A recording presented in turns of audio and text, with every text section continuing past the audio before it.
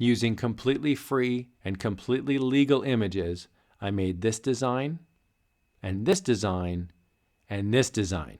It's easy and fun, and I'm going to show you exactly where I found images just like this. Let's jump in. Okay, so the website's called comicbookplus.com, and I love this because it's free and legal content. It's all public domain. Now, you may be thinking crime comic books, romance comic books, old pulp fiction comic books, and there's lots on there. But today, we're going to be taking a look in the category section, really under child/teen, and then also humor. So I'm going to go to child/teen first.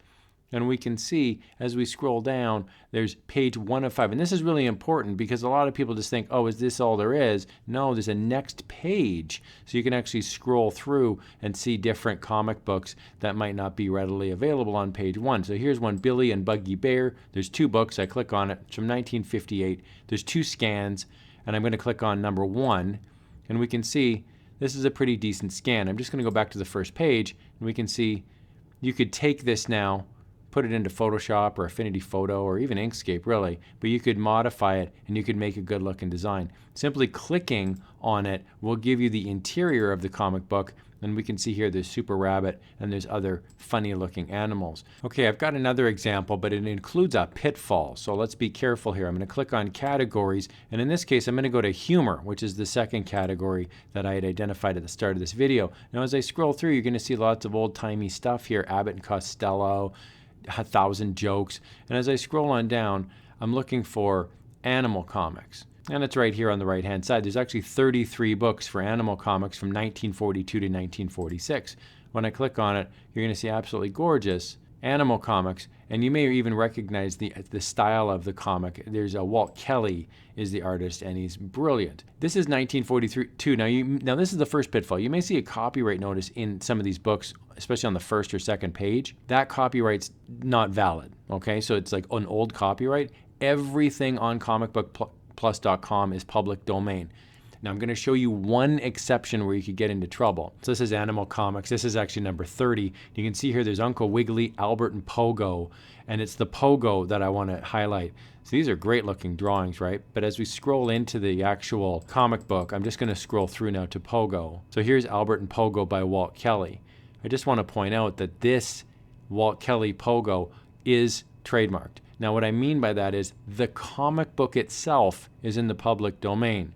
However, the idea of Pogo, using it out of context on a t-shirt or for some sort of print on demand, would be protected by trademark. So you'd want to be careful of this. If you see something like Bugs Bunny, Daffy Duck, Mickey Mouse, it's possible the comic book itself is in the public domain, meaning you could make copies of the comic book as a comic book, or you can use the comic book as a comic book.